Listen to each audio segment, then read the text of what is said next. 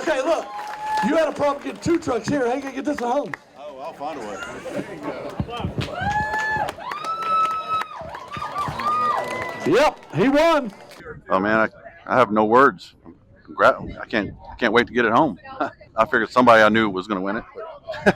In October, when they started the registration, I sat there at midnight. Was sitting there just hitting the button until I got it, and I had to be the first or second one to do it. And me and my neighbor just sat there and just kept doing it till we won, till we got the registration through.